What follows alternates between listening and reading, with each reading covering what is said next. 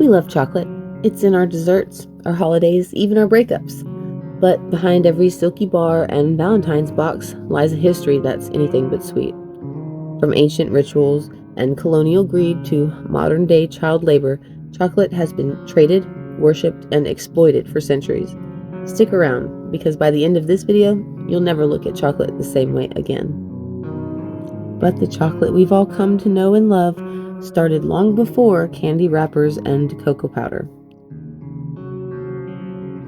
In Mesoamerica, the Mayans and Aztec civilizations thought it was a sacred plant and that it was food of the gods, quite literally. The word chocolate comes from here, on the screen. I would butcher it if I tried to say it, but it means bitter water. They didn't eat it, they drank it, a frothy, spiced drink used in religious rituals, weddings, and even funerals. Cacao beans were so valuable that the Aztecs used them as currency. You could buy a turkey hen for about 100 beans, or a knight with a courtesan for 10. Priorities, right? When Spanish conquistadors brought cacao to Europe in the 1500s, it went from divine ritual to luxury obsession. Sugar was added, and suddenly chocolate became the drink of choice for Europe's rich and powerful.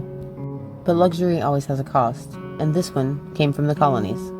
Europe's demand for sugar and cacao drove massive slave labor on plantations in the Caribbean, West Africa, and South America. The sweetness of chocolate we enjoy today was built on the bitterness of human suffering. Fast forward to the 1800s, machines changed everything. Chocolate went from a rich man's drink to a factory-made treat for everyone. Names like Cadbury, Hershey's, and Nestle turned cacao into candy bars and marketing dreams.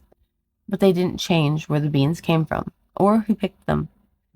Even as chocolate became a symbol of comfort and love, the people growing it were stuck in the same cycle of poverty and exploitation. Today, about 70% of the world's cacao comes from this area in West Africa. Millions of farmers work tiny plots, often earning less than $1 a day. And the darkest part? Thousands of children are still trafficked and forced to work in cacao fields, using machetes, carrying heavy loads, missing school, and risking injury just to produce cheap chocolate. Despite promises from major brands and lawsuits, the problem persists. Reports from 2021 showed over 1.5 million children were still working in cocoa production. You've probably seen fair trade or ethically sourced labels. Some are legit, others are marketing band-aids on a bleeding system. Even certified beans often pass through middlemen where tracking breaks down, so that ethical bar at the checkout might still have a bitter backstory.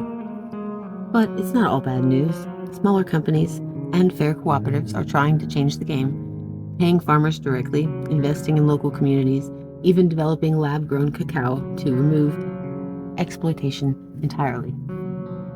You can help by choosing brands that publish transparent sourcing reports, not just nice labels. Chocolate has always been a story of contrast, sweetness and suffering, luxury and labor. So next time you unwrap that bar, remember, it's more than candy. It's history, it's culture, and it's consequence. Thanks for watching. If you learned something, hit the like and subscribe, and share this with someone who loves chocolate. They might think twice before their next bite.